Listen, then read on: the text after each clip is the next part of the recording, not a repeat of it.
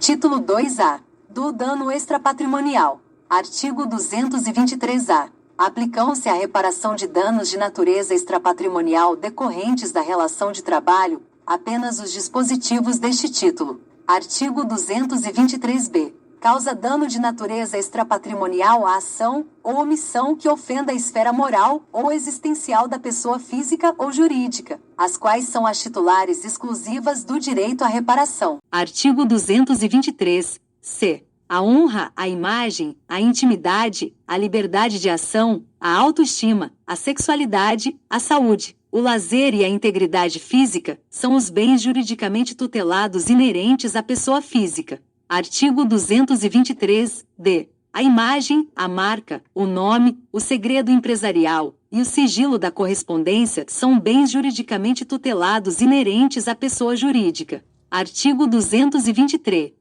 São responsáveis pelo dano extrapatrimonial todos os que tenham colaborado para a ofensa ao bem jurídico tutelado, na proporção da ação ou da omissão. Artigo 223-F. A reparação por danos extrapatrimoniais pode ser pedida cumulativamente com a indenização por danos materiais decorrentes do mesmo ato lesivo. Parágrafo 1º. Se houver cumulação de pedidos, o juízo, ao proferir a decisão, discriminará os valores das indenizações a título de danos patrimoniais e das reparações por danos de natureza extrapatrimonial. Parágrafo 2º. A composição das perdas e danos, assim compreendidos os lucros cessantes e os danos emergentes, não interfere na avaliação dos danos extrapatrimoniais. Artigo 223-G. Ao apreciar o pedido, o juízo considerará: inciso 1. A natureza do bem jurídico tutelado. Inciso 2. A intensidade do sofrimento ou da humilhação.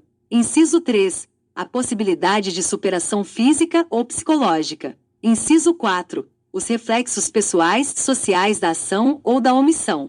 Inciso 5. A extensão e a duração dos efeitos da ofensa. Inciso 6. As condições em que ocorreu a ofensa ou o prejuízo moral. Inciso 7. O grau de dolo ou culpa. Inciso 8. A ocorrência de retratação espontânea. Inciso 9. O esforço efetivo para minimizar a ofensa. Inciso 10. O perdão, tácito ou expresso. Inciso 11. A situação social e econômica das partes envolvidas. Inciso 12. O grau de publicidade da ofensa.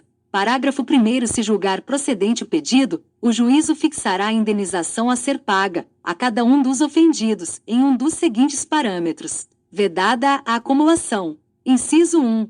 Ofensa de natureza leve, até 3 vezes o último salário contratual do ofendido. Inciso 2. Ofensa de natureza média, até 5 vezes o último salário contratual do ofendido. Inciso 3. Ofensa de natureza grave, até 20 vezes o último salário contratual do ofendido. Inciso 4. Ofensa de natureza gravíssima, até 50 vezes o último salário contratual do ofendido. Parágrafo 2º. Se o ofendido for pessoa jurídica, a indenização será fixada com observância dos mesmos parâmetros estabelecidos no parágrafo 1º deste artigo, mas em relação ao salário contratual do ofensor. Parágrafo 3º. Na reincidência entre partes idênticas, o juízo poderá elevar ao dobro o valor da indenização.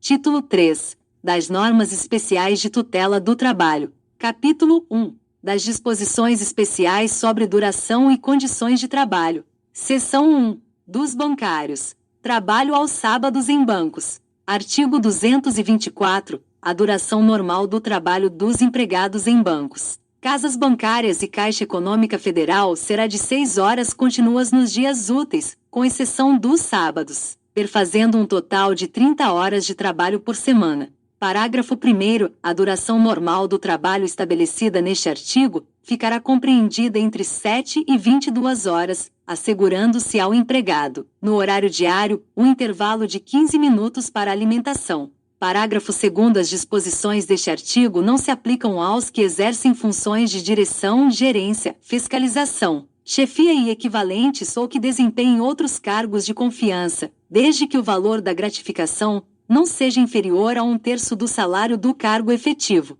Artigo 225. A duração normal de trabalho dos bancários poderá ser excepcionalmente prorrogada até 8 horas diárias, não excedendo de 40 horas semanais, observados os preceitos gerais sobre a duração do trabalho. Artigo 226. O regime especial de 6 horas de trabalho também se aplica aos empregados de portaria e de limpeza, tais como porteiros, telefonistas de mesa, contínuos e serventes, empregados em bancos e casas bancárias. Parágrafo único.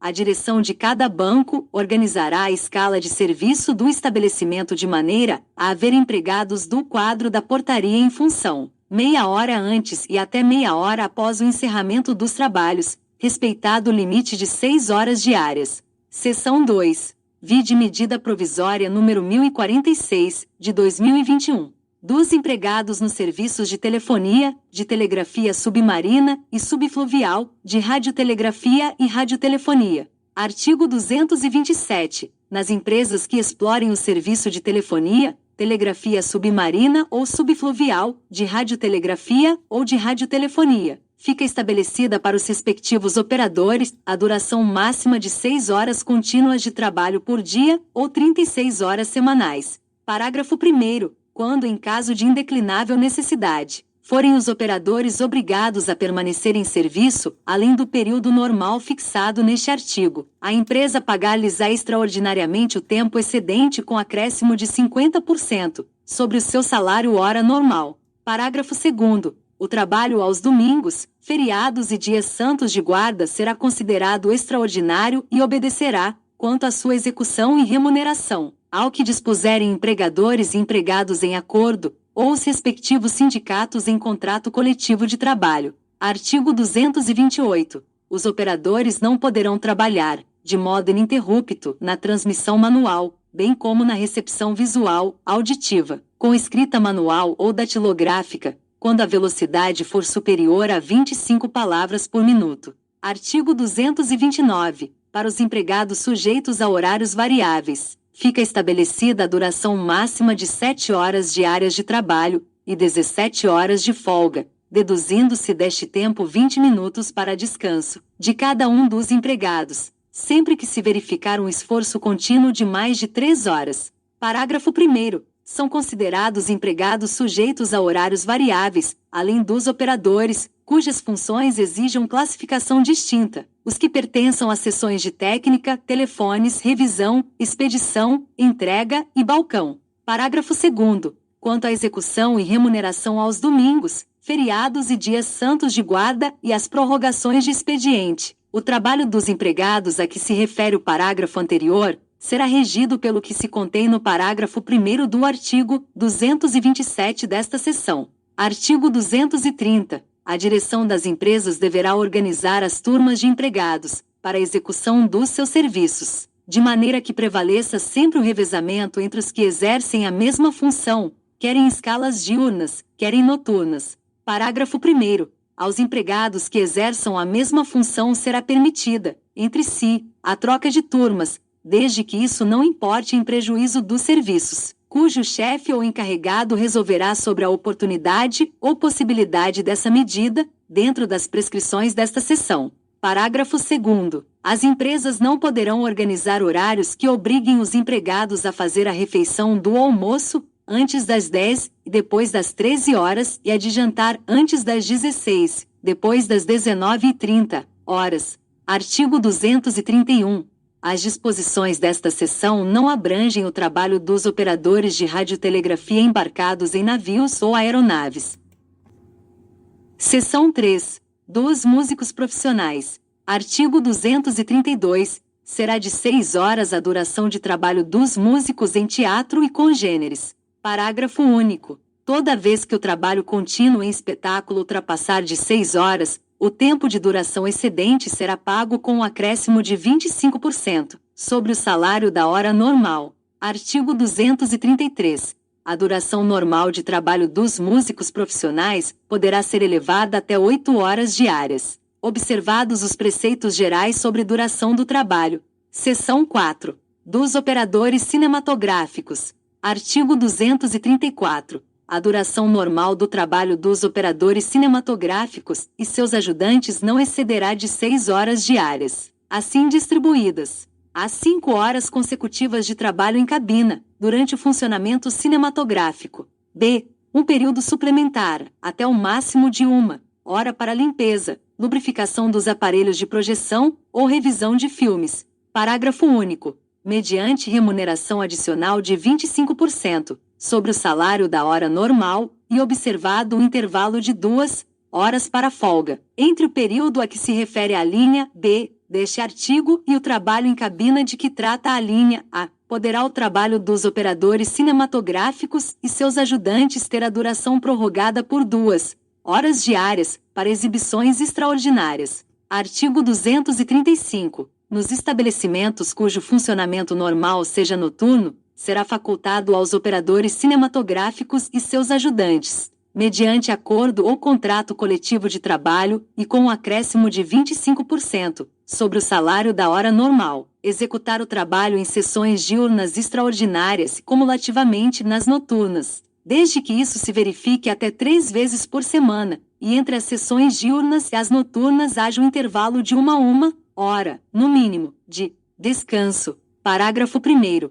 A duração de trabalho cumulativo a que alude o presente artigo não poderá exceder de 10 horas. Parágrafo 2º. Em seguida, a cada período de trabalho, haverá um intervalo de repouso no mínimo de 12 horas. Seção 4-A. Do serviço do motorista profissional empregado. Artigo 235-A. Os preceitos especiais desta seção aplicam-se ao motorista profissional empregado. Inciso 1 de transporte rodoviário coletivo de passageiros. Inciso 2, de transporte rodoviário de cargas. Artigo 235-B. São deveres do motorista profissional empregado. Inciso 1. Estar atento às condições de segurança do veículo. Inciso 2.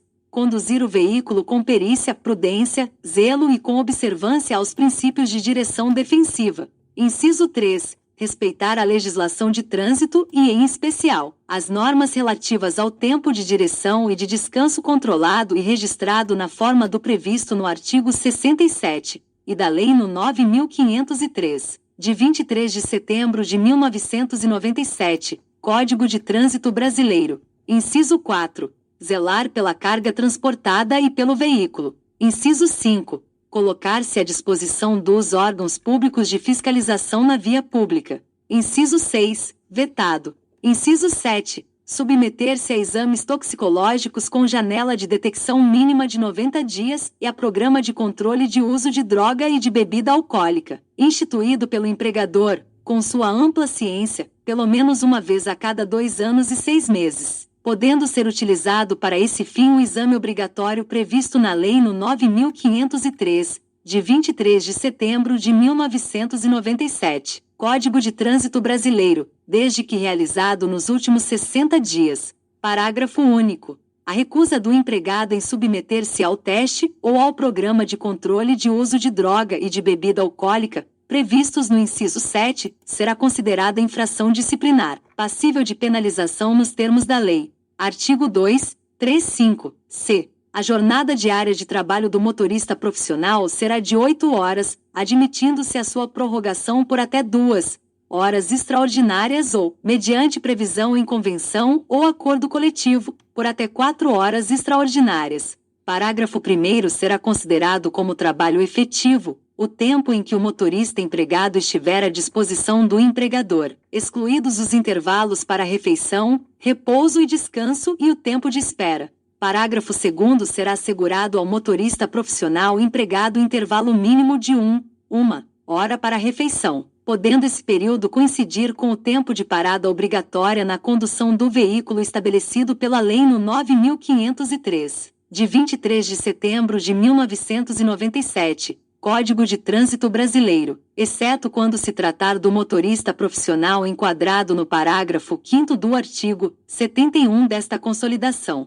Parágrafo 3º. Dentro do período de 24 horas, são asseguradas 11 horas de descanso, sendo facultados o seu fracionamento e a coincidência com os períodos de parada obrigatória na condução do veículo estabelecida pela Lei nº 9.503, de 23 de setembro de 1997, Código de Trânsito Brasileiro, garantidos o mínimo de 8 horas ininterruptas no primeiro período, e o gozo do remanescente dentro das 16 horas seguintes ao fim do primeiro período. Parágrafo 4º. Nas viagens de longa distância, assim consideradas aquelas em que o motorista profissional empregado permanece fora da base da empresa, matriz ou filial e de sua residência por mais de 24 horas. O repouso diário pode ser feito no veículo ou em alojamento do empregador, do contratante do transporte, do embarcador ou do destinatário ou em outro local que ofereça condições adequadas. Parágrafo 5º. As horas consideradas extraordinárias serão pagas com o acréscimo estabelecido na Constituição Federal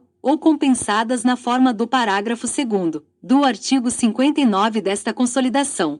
Parágrafo 6º. A hora de trabalho noturno, aplica-se o disposto no artigo 73 desta Consolidação. Parágrafo 7º. Vetado.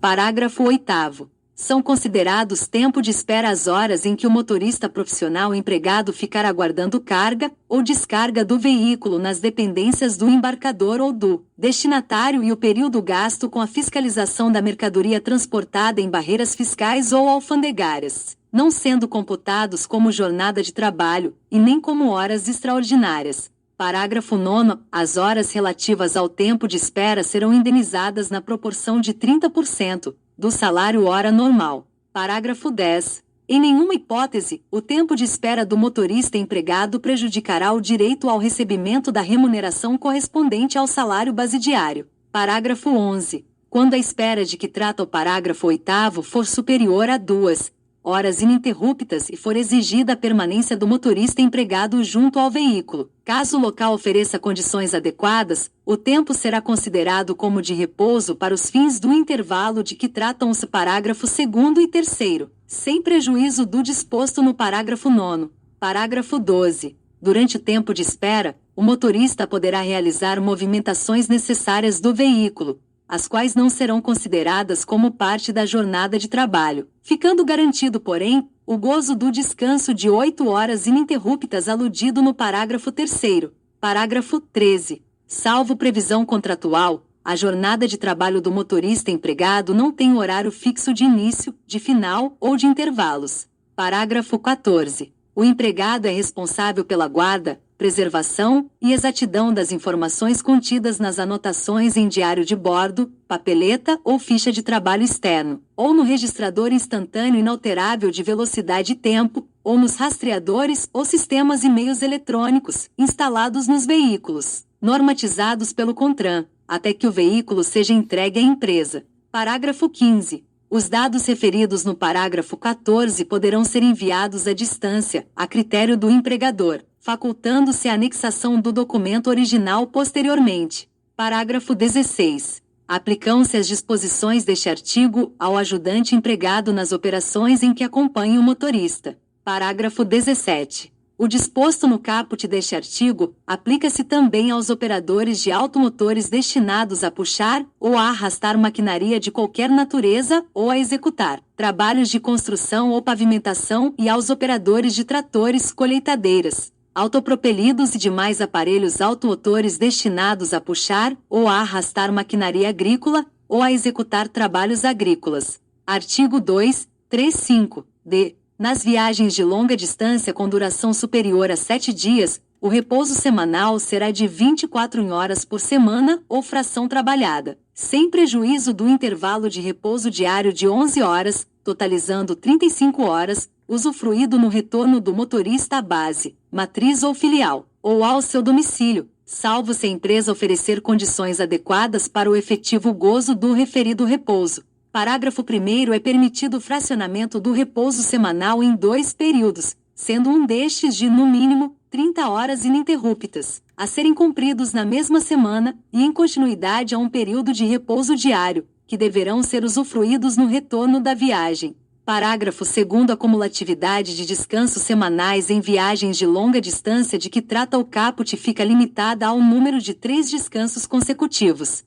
Parágrafo 3º. O motorista empregado em viagem de longa distância, que ficar com o veículo parado após o cumprimento da jornada normal, ou das horas extraordinárias fica dispensado do serviço, exceto se for expressamente autorizada a sua permanência junto ao veículo pelo empregador, hipótese em que o tempo será considerado de espera. Parágrafo 4º. Não será considerado como jornada de trabalho, nem ensejará o pagamento de qualquer remuneração. O período em que o motorista empregado ou ajudante ficarem espontaneamente no veículo usufruindo dos intervalos de repouso. Parágrafo 5º. Nos casos em que o empregador adotar 2 motoristas trabalhando no mesmo veículo, o tempo de repouso poderá ser feito com o veículo em movimento, assegurado o repouso mínimo de 6 horas consecutivas fora do veículo em alojamento externo, ou se na cabine leito, com o veículo estacionado, a cada 72 horas. Parágrafo 6º. Em situações excepcionais de inobservância justificada do limite de jornada de que trata o artigo 235-c,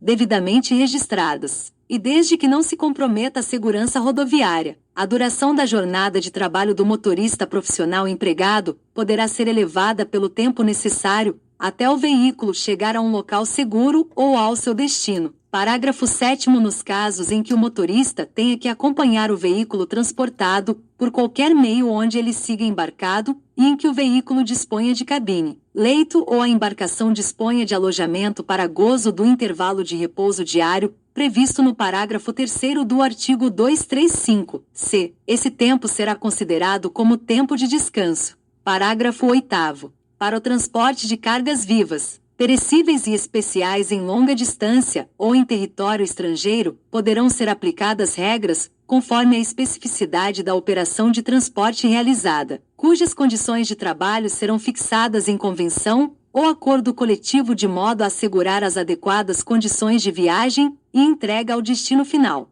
Artigo 235. E, para o transporte de passageiros, serão observados os seguintes dispositivos. Inciso 1.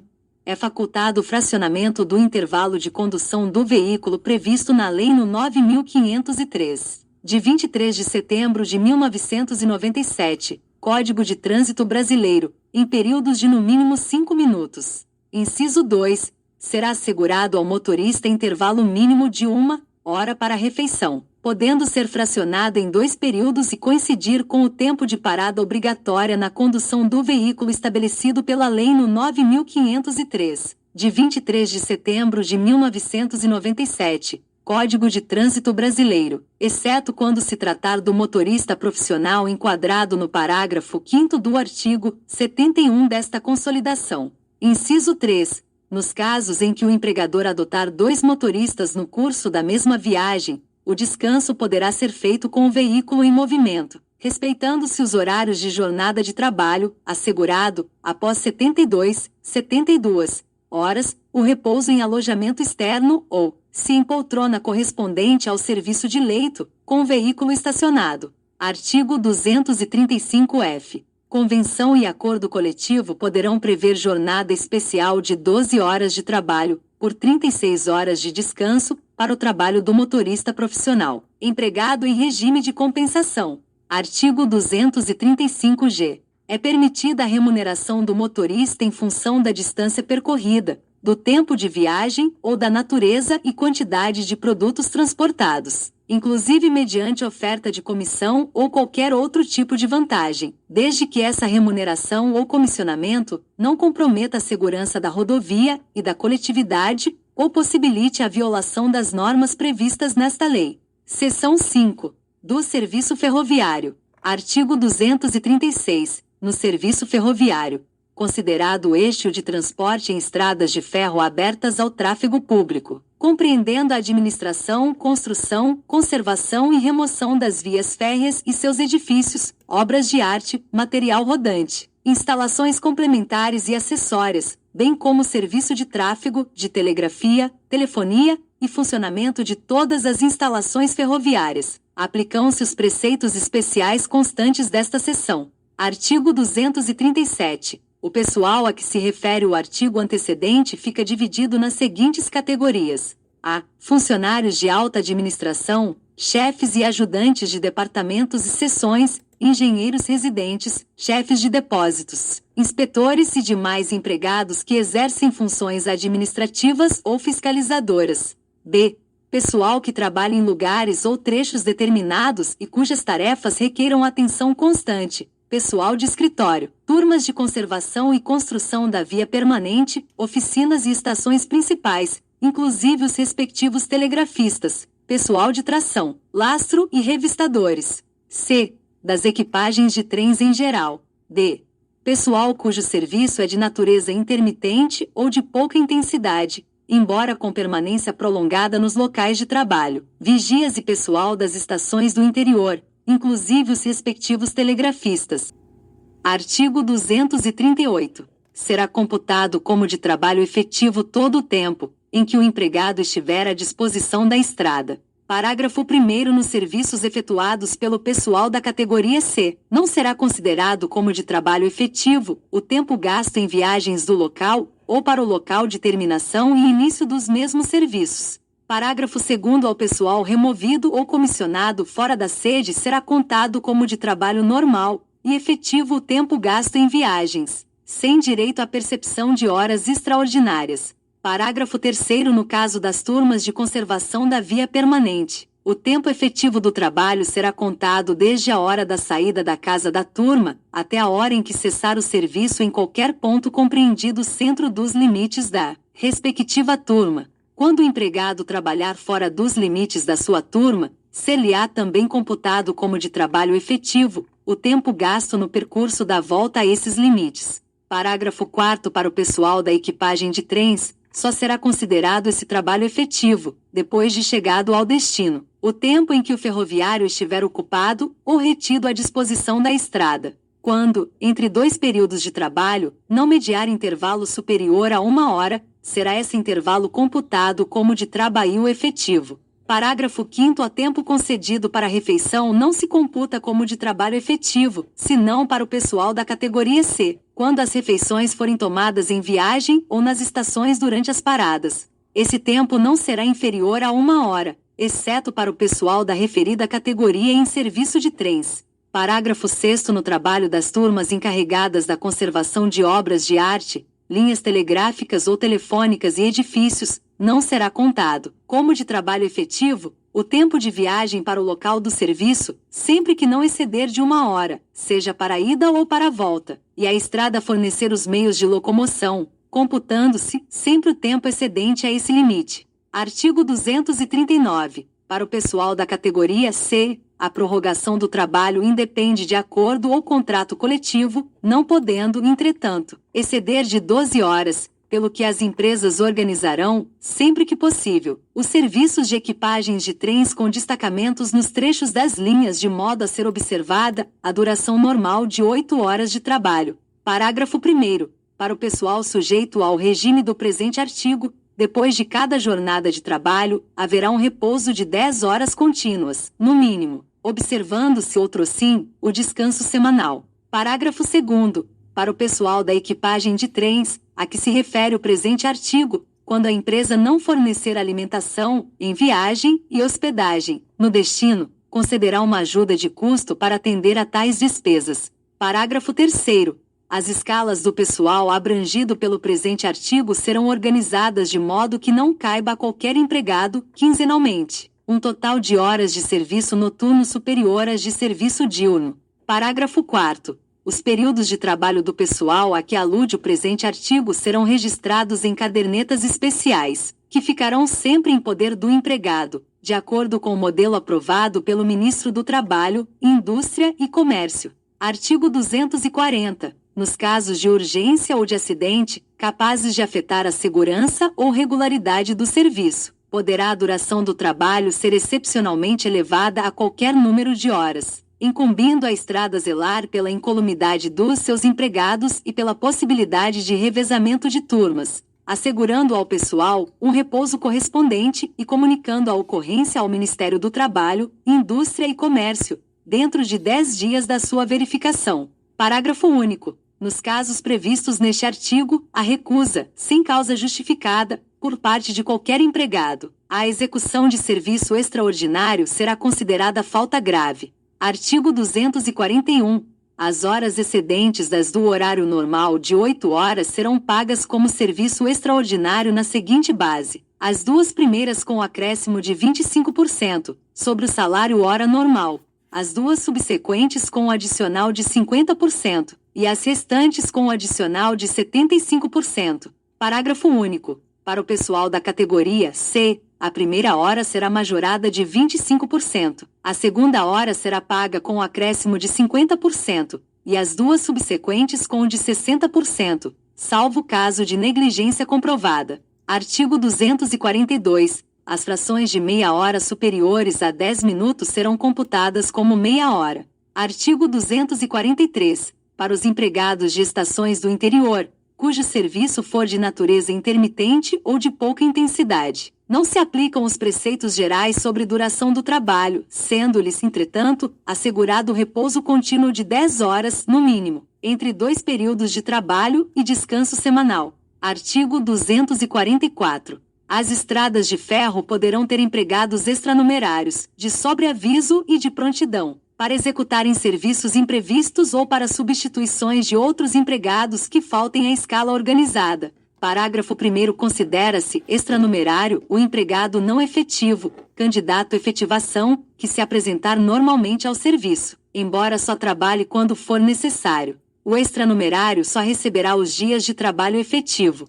Parágrafo 2º. Considera-se de sobreaviso o empregado efetivo, que permanecer em sua própria casa, aguardando a qualquer momento o chamado para o serviço. Cada escala de sobreaviso será, no máximo, de 24 horas. As horas de sobreaviso para todos os efeitos serão contadas à razão de 1/3 do salário normal. Parágrafo 3º. Considera-se de prontidão o empregado que ficar nas dependências da estrada, aguardando ordens. A escala de prontidão será, no máximo, de 12 horas. As horas de prontidão serão, para todos os efeitos, contadas à razão de 2/3 do salário hora normal. Parágrafo 4º. Quando, no estabelecimento ou dependência em que se achar o empregado, houver facilidade de alimentação, as 12 horas do prontidão, a que se refere o parágrafo anterior, poderão ser contínuas. Quando não existir essa facilidade, depois de 6 horas de prontidão, haverá sempre um intervalo de 1 hora para cada refeição, que não será, nesse caso, computada como de serviço. Artigo 245. O horário normal de trabalho dos cabineiros nas estações de tráfego intenso não excederá de 8 horas e deverá ser dividido em 2 turnos com intervalo não inferior a 1 hora de repouso, não podendo nenhum turno ter duração superior a 5 horas, com um período de descanso entre duas jornadas de trabalho de 14 horas consecutivas. Artigo 246. O horário de trabalho dos operadores telegrafistas nas estações de tráfego intenso não excederá de 6 horas diárias. Artigo 247. As estações principais, estações de tráfego intenso e estações do interior serão classificadas para cada empresa pelo Departamento Nacional das Estradas de Ferro. Seção 6. Das equipagens das embarcações da Marinha Mercante Nacional, de navegação fluvial e lacustre, do tráfego nos portos e da pesca. Artigo 248. Entre as horas 0 e 24 de cada dia civil, o tripulante poderá ser conservado em seu posto durante 8 horas, quer de modo contínuo, quer de modo intermitente. Parágrafo 1º. A exigência do serviço contínuo ou intermitente ficará a critério do comandante, e neste último caso, nunca por período menor que 1 hora.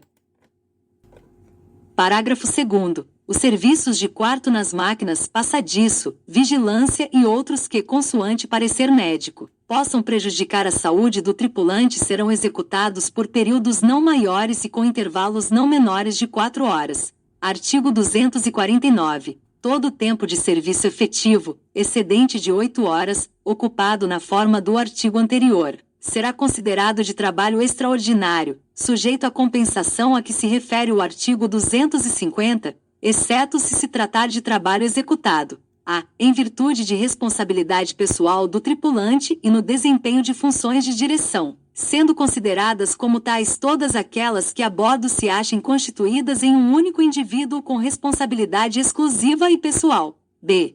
Na iminência de perigo para salvaguarda ou defesa da embarcação, dos passageiros ou da carga, a juízo exclusivo do comandante ou do responsável pela segurança a bordo. C. Por motivo de manobras ou fainas gerais que reclamem a presença em seus postos de todo o pessoal de bordo. D. Na navegação lacustre e fluvial, quando se destina ao abastecimento do navio ou embarcação de combustível e rancho, ou por efeito das contingências da natureza da navegação, na transposição de passos ou pontos difíceis, inclusive operações de alívio ou transbordo de carga, para a obtenção de calado menor para essa transposição. Parágrafo 1º. O trabalho executado aos domingos e feriados será considerado extraordinário, salvo se destinar a. Ao serviço de quartos e vigilância, movimentação das máquinas e aparelhos de bordo, limpeza e higiene da embarcação, preparo de alimentação da equipagem e dos passageiros, serviço pessoal destes, bem assim, aos socorros de urgência ao navio ou ao pessoal. B. Ao fim da navegação ou das manobras para a entrada ou saída de portos, atracação, desatracação, embarque ou desembarque de carga e passageiros. Parágrafo 2º. Não excederá de 30 horas semanais o serviço extraordinário prestado para o tráfego nos portos. Artigo 250. As horas de trabalho extraordinário serão compensadas, segundo a conveniência do serviço, por descanso em período equivalente no dia seguinte ou no subsequente dentro das do trabalho normal, ou no fim da viagem, ou pelo pagamento do salário correspondente. Parágrafo único. As horas extraordinárias de trabalho são indivisíveis, computando-se a fração de hora como hora inteira. Artigo 251.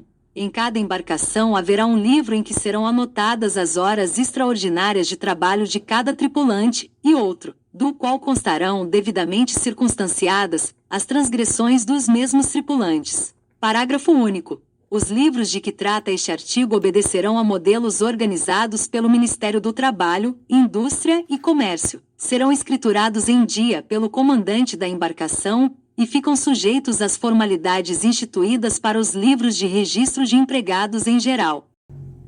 Artigo 252. Qualquer tripulante que se julgue prejudicado por ordem emanada de superior hierárquico poderá interpor recurso, em termos, perante a Delegacia do Trabalho Marítimo, por intermédio do respectivo comandante, o qual deverá encaminhá-lo com a respectiva informação dentro de 5 dias, contados de sua chegada ao porto. Seção 7. Dos serviços frigoríficos. Artigo 253. Para os empregados que trabalham no interior das câmaras frigoríficas e para os que movimentam mercadorias do ambiente quente ou normal para o frio e vice-versa, depois de 1 hora e 40 minutos de trabalho contínuo, será assegurado um período de 20 minutos de repouso, computado esse intervalo como de trabalho efetivo. Parágrafo único. Considera-se artificialmente frio, para os fins do presente artigo, o que for inferior, nas primeira, segunda e terceira zonas climáticas do mapa oficial do Ministério do Trabalho, Indústria e Comércio, a 15 graus, na quarta zona a 12 graus, e nas quinta, sexta e sétima zonas a 10 graus. Seção 8.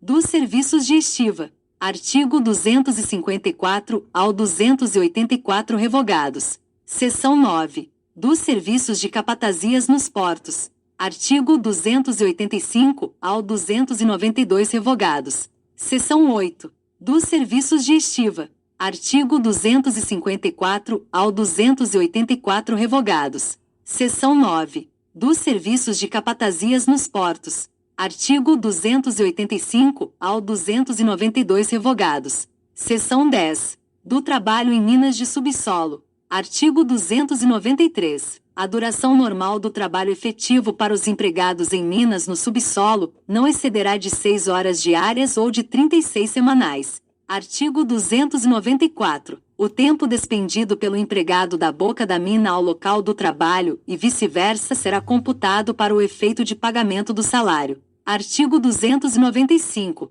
A duração normal do trabalho efetivo no subsolo poderá ser elevada até 8 horas diárias ou 48 semanais, mediante acordo escrito entre empregado e empregador ou contrato coletivo de trabalho, sujeita essa prorrogação à prévia licença da autoridade competente em matéria de higiene do trabalho. Parágrafo único. A duração normal do trabalho efetivo no subsolo poderá ser inferior a 6 horas diárias, por determinação da autoridade de que trata este artigo, tendo em vista condições locais de insalubridade e os métodos e processos do trabalho adotado. Artigo 296. A remuneração da hora prorrogada será no mínimo de 25%, superior à da hora normal, e deverá constar do acordo ou contrato coletivo de trabalho. Artigo 297. Ao empregado no subsolo será fornecida, pelas empresas exploradoras de minas, alimentação adequada à natureza do trabalho, de acordo com as instruções estabelecidas pelo Serviço de Alimentação da Previdência Social,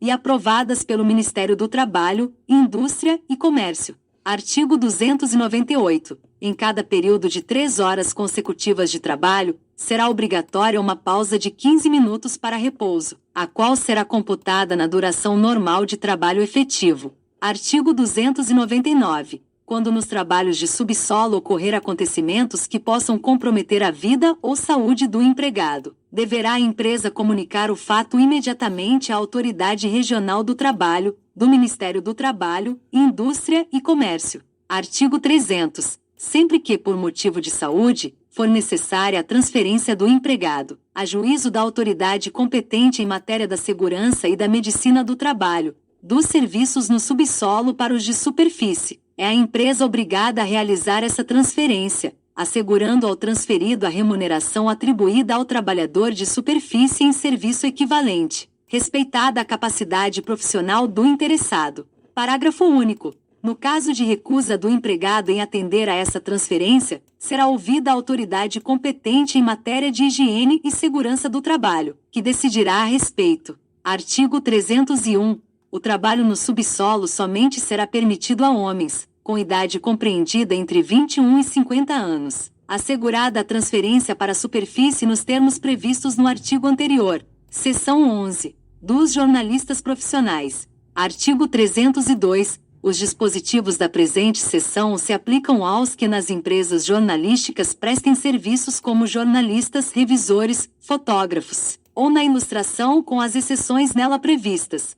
Parágrafo 1º. Entende-se como jornalista o trabalhador intelectual, cuja função se estende desde a busca de informações até a redação de notícias e artigos e a organização, orientação e direção desse trabalho.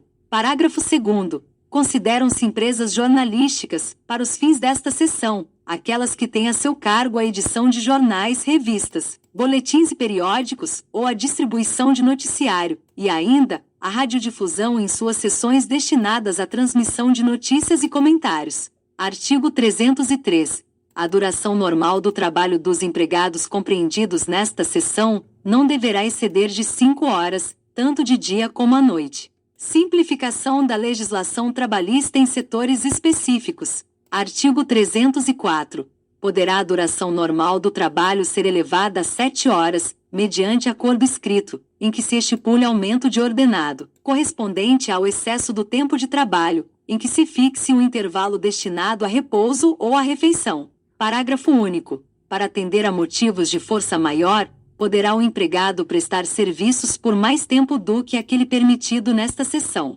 Em tais casos, porém, o excesso deve ser comunicado à Divisão de Fiscalização do Departamento Nacional do Trabalho, ou às delegacias regionais do Ministério do Trabalho, Indústria e Comércio, dentro de 5 dias, com indicação expressa dos seus motivos. Artigo 305. As horas de serviço extraordinário, quer as prestadas em virtude de acordo, quer as que derivam das causas previstas no parágrafo único do artigo anterior, não poderão ser remuneradas com quantia inferior à que resulta do quociente da divisão da importância do salário mensal por 150 para os mensalistas, e do salário diário por 5 para os diaristas, acrescido de pelo menos 25%. Artigo 306. Os dispositivos dos artigos 303, 304 e 305 não se aplicam àqueles que exercem as funções de redator-chefe, secretário, subsecretário, chefe e subchefe de revisão, chefe de oficina, de ilustração e chefe de portaria.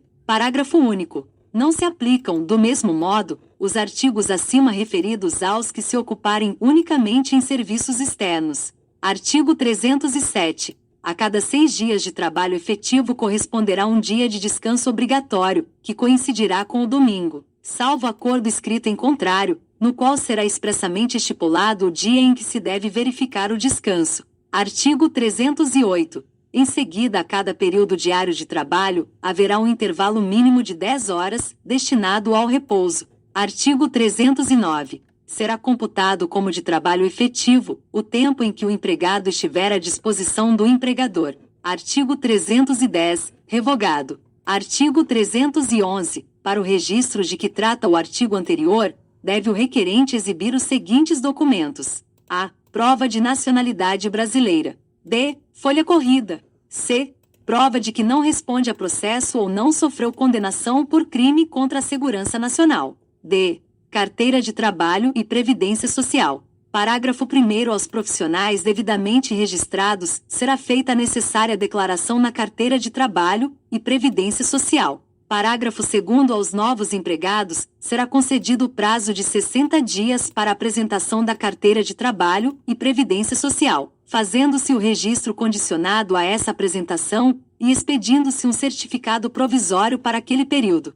Artigo 312. O registro dos diretores proprietários de jornais será feito, no Distrito Federal e nos estados, e independentemente da exigência constante do artigo 311, letra D da presente seção. Parágrafo 1º. A prova de profissão, apresentada pelo diretor proprietário juntamente com os demais documentos exigidos, consistirá em uma certidão, fornecida nos estados e território do Acre, pelas juntas comerciais ou cartórios e no Distrito Federal, pela seção competente do Departamento Nacional de Indústria e Comércio, do Ministério do Trabalho, Indústria e Comércio. Parágrafo 2º. Aos diretores proprietários regularmente inscritos, será fornecido um certificado do qual deverão constar o livro e a folha em que houver sido feito o registro.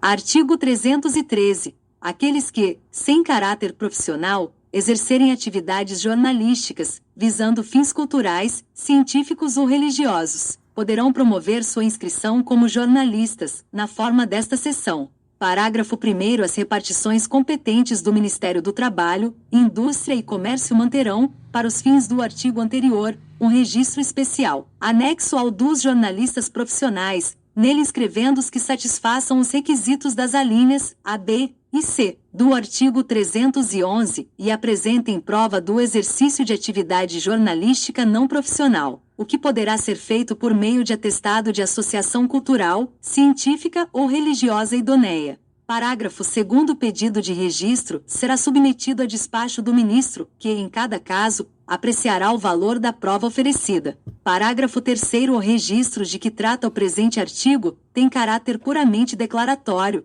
e não implica no reconhecimento de direitos que decorrem do exercício remunerado e profissional do jornalismo. Artigo 314. Revogado. Artigo 315. O governo federal, de acordo com os governos estaduais, promoverá a criação de escolas de preparação ao jornalismo, destinadas à formação dos profissionais da imprensa. Artigo 316. A empresa jornalística que deixar de pagar pontualmente, e na forma acordada, os salários devidos a seus empregados, terá suspenso seu funcionamento, até que se efetue o pagamento devido. Parágrafo único. Para os efeitos do cumprimento deste artigo, deverão os prejudicados reclamar contra a falta de pagamento perante a autoridade competente, e proferida a condenação, desde que a empresa não a cumpra, ou, em caso de recurso, não deposite o valor da indenização. A autoridade que proferir a condenação oficiará à autoridade competente, para suspensão da circulação do jornal. Em igual pena de suspensão incorrerá a empresa que deixar de recolher as contribuições devidas às instituições de previdência social. Seção 12. Dos professores. Artigo 317. O exercício remunerado do magistério, em estabelecimentos particulares de ensino, exigirá apenas habilitação legal e registro no Ministério da Educação. Artigo 318. O professor poderá lecionar em um mesmo estabelecimento por mais de um turno, desde que não ultrapasse a jornada de trabalho semanal estabelecida legalmente, assegurado e não computado o intervalo para a refeição. Artigo 319. Aos professores é vedado, aos domingos, a regência de aulas e o trabalho em exames. Artigo 320. A remuneração dos professores será fixada pelo número de aulas semanais, na conformidade dos horários. Parágrafo 1º. O pagamento far-se-á mensalmente, considerando-se para este efeito cada mês constituído de 4 semanas e meia. Parágrafo 2º. Vencido cada mês, será descontada na remuneração dos professores a importância correspondente ao número de aulas a que tiverem faltado. Parágrafo 3º. Não serão descontadas, no decurso de 9 dias, as faltas verificadas por motivo de gala ou de luto em consequência de falecimento do cônjuge, do pai ou mãe ou de filho. Artigo 321. sempre que o estabelecimento de ensino tiver necessidade de aumentar o número de aulas marcado nos horários, remunerará o professor, findo cada mês, com uma importância correspondente ao número de aulas excedentes. Artigo 322. No período de exames e no de férias escolares, é assegurado aos professores o pagamento, na mesma periodicidade contratual, da remuneração por eles percebida, na conformidade dos horários, durante o período de aulas. Parágrafo 1º. Não se exigirá dos professores, no período de exames, a prestação de mais de 8 horas de trabalho diário, salvo mediante o pagamento complementar de cada hora excedente pelo preço correspondente ao de uma aula. Parágrafo 2º. No período de férias, não se poderá exigir dos professores outro serviço, senão o relacionado com a realização de exames. Parágrafo 3º. Na hipótese de dispensa sem justa causa, ao término do ano letivo, ou no curso das férias escolares, é assegurado ao professor o pagamento a que se refere o caput deste artigo. Artigo 323. Não será permitido o funcionamento do estabelecimento particular de ensino, que não remunere condignamente os seus professores, ou não lhes pague pontualmente a remuneração de cada mês. Parágrafo único. Compete ao Ministério da Educação e Saúde fixar os critérios para a determinação da condigna remuneração devida aos professores, bem como assegurar a execução do preceito estabelecido no presente artigo. Artigo 324. Revogado. Seção 13. Dos químicos. Artigo 325. É livre o exercício da profissão de químico em todo o território da República, observadas as condições de capacidade técnica e outras exigências previstas na presente seção. A. Aos possuidores de diploma de químico, químico industrial agrícola ou engenheiro químico concedido no Brasil, por escola oficial ou oficialmente reconhecida. B. Aos diplomados em Química por Instituto Estrangeiro de Ensino Superior que tenham, de acordo com a lei, e a partir de 14 de julho de 1934, revalidado seus diplomas. C. Aos que, ao tempo da publicação do Decreto nº 24.693 de 12 de julho de 1934, se achavam no exercício efetivo de função pública ou particular, para a qual seja exigida a qualidade de químico, e que tenham requerido o respectivo registro até a extinção do prazo fixado pelo Decreto-Lei nº 2.298, de 10 de junho de 1940. Parágrafo 1º. Aos profissionais incluídos na alínea C deste artigo, se dará, para os efeitos da presente seção, a denominação de licenciados. Parágrafo 2º.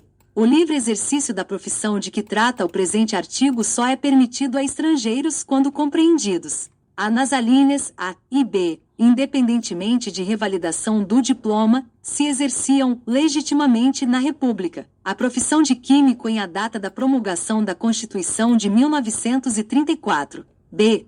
Na linha B, se a seu favor militar a existência de reciprocidade internacional, admitida em lei, para o reconhecimento dos respectivos diplomas. C. Na linha C, satisfeitas as condições nela estabelecidas. Parágrafo 3º. O livre exercício da profissão a brasileiros naturalizados está subordinado à prévia prestação do serviço militar, no Brasil. Parágrafo 4º. Só aos brasileiros natos é permitida a revalidação dos diplomas de químicos, expedidos por institutos estrangeiros de ensino superior. Artigo 326. Todo aquele que exercer ou pretender exercer as funções de químico é obrigado ao uso de carteira de trabalho e previdência social, devendo os profissionais que se encontrarem nas condições das alíneas A e B do artigo 325 registrar os seus diplomas de acordo com a legislação vigente. Parágrafo 1º. A requisição de carteira de trabalho e previdência social para uso dos químicos, além do disposto no capítulo da identificação profissional, somente será processada mediante a apresentação dos seguintes documentos que provem: a. Ser o requerente brasileiro, nato ou naturalizado, ou estrangeiro. B. Estar, se for brasileiro, de posse dos direitos civis e políticos. C. Ter diploma de químico, químico industrial agrícola ou engenheiro químico, expedido por escola superior oficial ou oficializada. D. Ter se diplomado no estrangeiro, o respectivo diploma revalidado nos termos da lei. E haver, o que for brasileiro naturalizado, prestado serviço militar no Brasil. F. Achar-se o estrangeiro, ao ser promulgada a Constituição de 1934, exercendo legitimamente, na República, a profissão de químico, ou concorrer a seu favor a existência de reciprocidade internacional, admitida em lei, para o reconhecimento dos diplomas dessa especialidade. Parágrafo 2º. A requisição de que trata o parágrafo anterior deve ser acompanhada a do diploma devidamente autenticado no caso da alínea B do artigo precedente, e com as firmas reconhecidas no país de origem e na Secretaria de Estado das Relações Exteriores, ou da respectiva certidão, bem como do título de revalidação, ou certidão respectiva, de acordo com a legislação em vigor. B. Do certificado ou atestado comprobatório de se achar o requerente na hipótese da alínea C do referido artigo, ao tempo da publicação do Decreto nº 24.693 de 12 de julho de 1934, no exercício efetivo de função pública ou particular, para a qual seja exigida a qualidade de químico, devendo esses documentos ser autenticados pelo Delegado Regional do Trabalho, quando se referirem a requerentes moradores nas capitais dos estados, ou coletor federal, no caso de residirem os interessados nos municípios do interior. C. De 3 exemplares de fotografia exigida pelo artigo 329 e de uma folha com as declarações que devem ser lançadas na carteira de trabalho e previdência social de conformidade com o disposto nas alíneas do mesmo artigo e seu parágrafo único. Parágrafo 3º. Reconhecida a validade dos documentos apresentados, o Serviço de Identificação Profissional do Departamento Nacional do Trabalho, no Distrito Federal, ou os órgãos regionais do Ministério do Trabalho, Indústria e Comércio, nos estados e no território do Acre, registrarão em livros próprios os documentos a que se refere a linha C do parágrafo 1º, e juntamente com a carteira de trabalho e previdência social emitida, os devolverão ao interessado. Artigo 327. Além dos emolumentos fixados no capítulo da identificação profissional, o registro do diploma fica sujeito à taxa de CR-cifrão 30,00, 30 cruzeiros.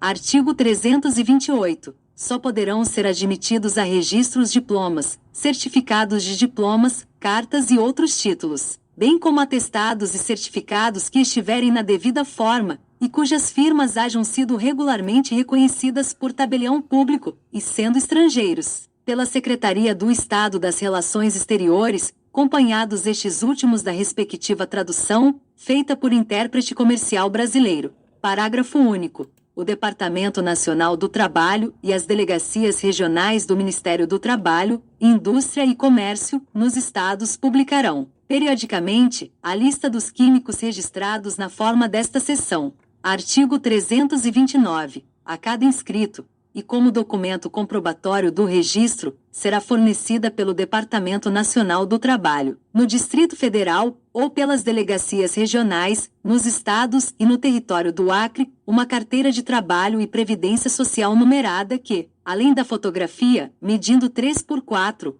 centímetros, tirada de frente, com a cabeça descoberta, e das impressões do polegar, conterá as declarações seguintes: a. O nome por extenso.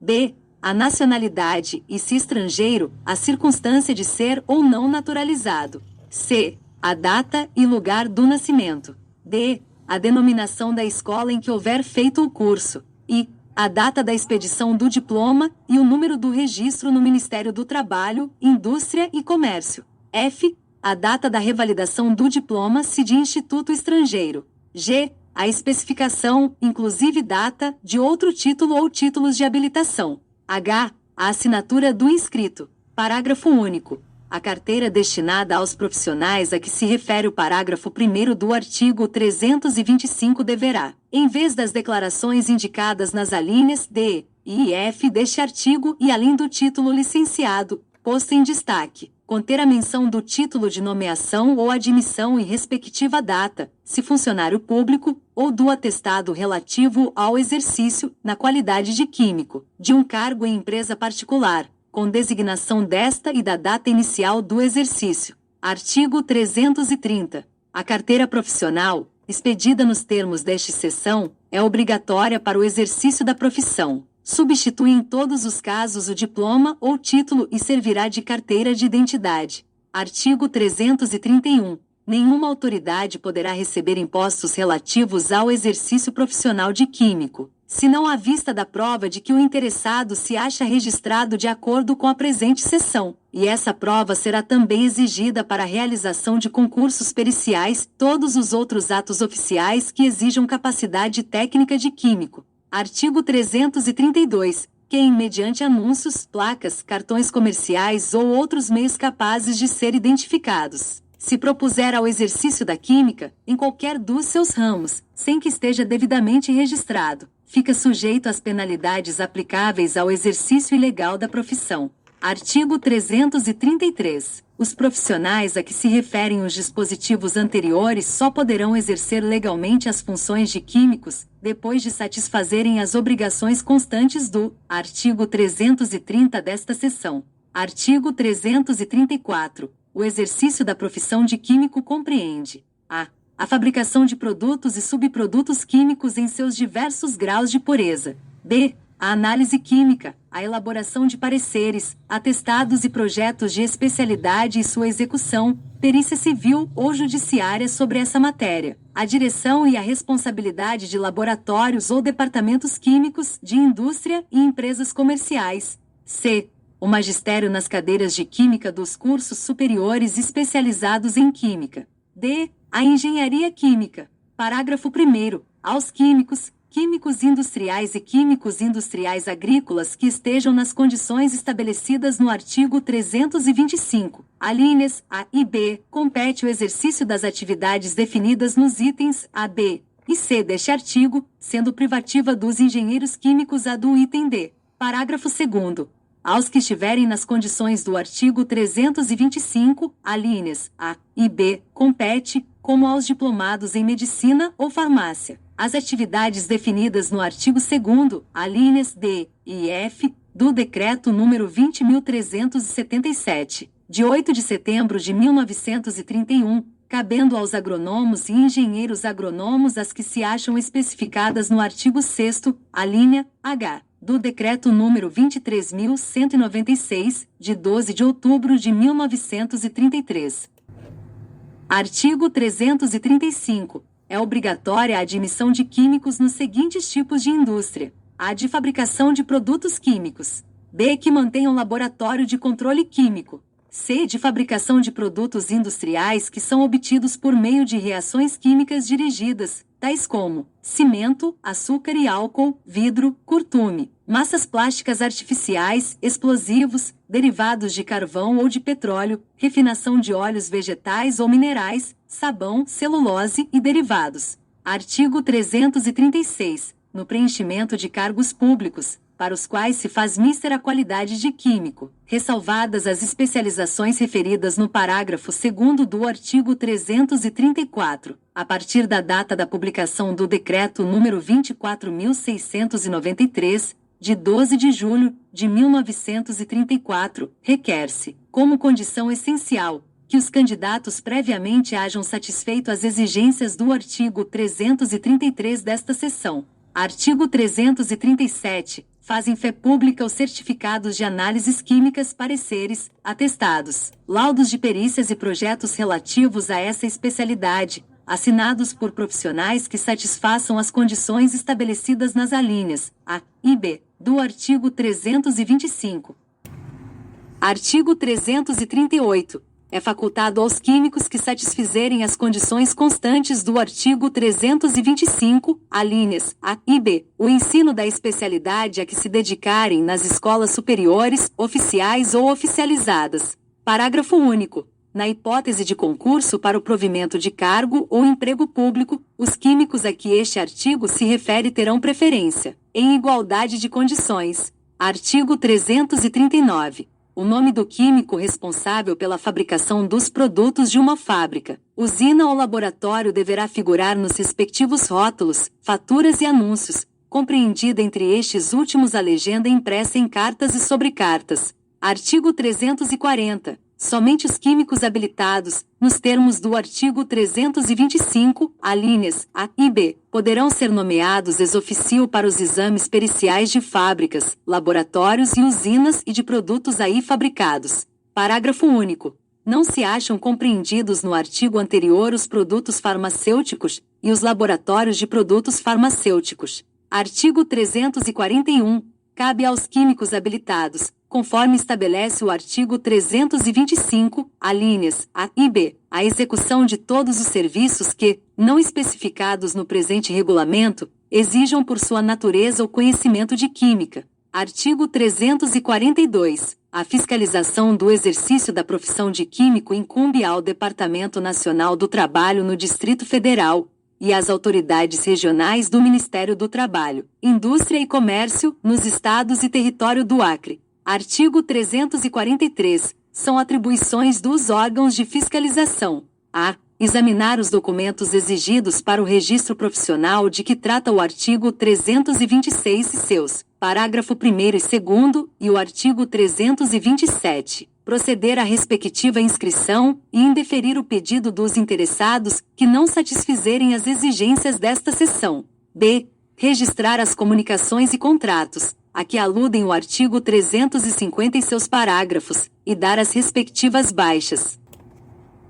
C. Verificar o exato cumprimento das disposições desta seção, realizando as investigações que forem necessárias, bem como o exame dos arquivos, livros de escrituração, folhas de pagamento, contratos e outros documentos de uso de firmas ou empresas industriais ou comerciais, em cujos serviços tome parte um ou mais profissionais que desempenhem função para a qual se deva exigir a qualidade de químico. Artigo 344. Aos sindicatos de químicos devidamente reconhecidos é facultado auxiliar a fiscalização, no tocante à observação da alínea C do artigo anterior. Artigo 345. Verificando-se pelo Ministério do Trabalho, Indústria e Comércio, serem falsos os diplomas ou outros títulos dessa natureza, atestados, certificados e quaisquer documentos exibidos para os fins de que trata esta seção, incorrerão os seus autores e cúmplices nas penalidades estabelecidas em lei. Parágrafo único. A falsificação de diploma ou outros quaisquer títulos, uma vez verificada, será imediatamente comunicada ao Serviço de Identificação Profissional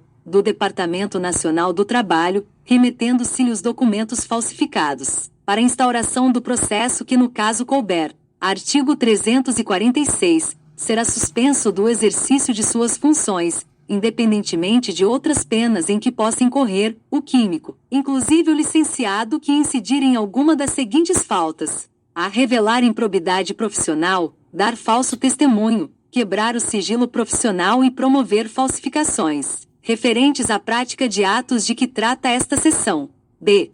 Concorrer com seus conhecimentos científicos para a prática de crime ou atentado contra a pátria, a ordem social ou a saúde pública. C. Deixar no prazo marcado nesta seção, de requerer a revalidação e registro do diploma estrangeiro, ou seu registro profissional no Ministério do Trabalho, Indústria e Comércio. Parágrafo único. O tempo de suspensão a que alude este artigo variará entre 1 mês e 1 ano, a critério do Departamento Nacional do Trabalho, após processo regular, ressalvada a ação da Justiça Pública. Artigo 347. Aqueles que exercerem a profissão de químico sem ter preenchido as condições do artigo 325 e suas alíneas, nem promovido seu registro, nos termos do artigo 326, incorrerão na multa de 200 cruzeiros a 5.000 cruzeiros, que será elevada ao dobro no caso de reincidência. Artigo 348. Aos licenciados a que alude o parágrafo 1º do artigo 325 poderão, por ato do Departamento Nacional do Trabalho, sujeito à aprovação do ministro, ser cassadas as garantias asseguradas por esta seção, desde que interrompam, por motivo de falta prevista no artigo 346, a função pública ou particular em que se encontravam por ocasião da publicação do Decreto nº 24.693, de 12 de julho de 1934.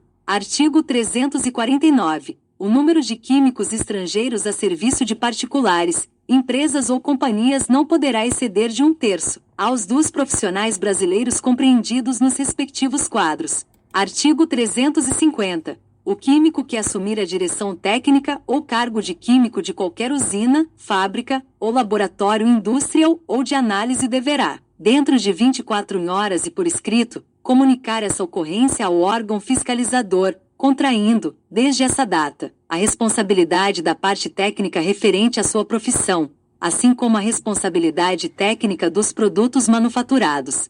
Parágrafo 1º. Firmando-se contrato entre o químico e o proprietário da usina, fábrica ou laboratório, será esse documento apresentado, dentro do prazo de 30 dias para registro, ao órgão fiscalizador. Parágrafo 2º. Comunicação idêntica à de que trata a primeira parte deste artigo fará o químico quando deixar a direção técnica ou o cargo de químico, em cujo exercício se encontrava, a fim de ressalvar a sua responsabilidade e fazer-se o cancelamento do contrato. Em caso de falência do estabelecimento, a comunicação será feita pela firma proprietária. Seção 14. Das penalidades. Art. 351.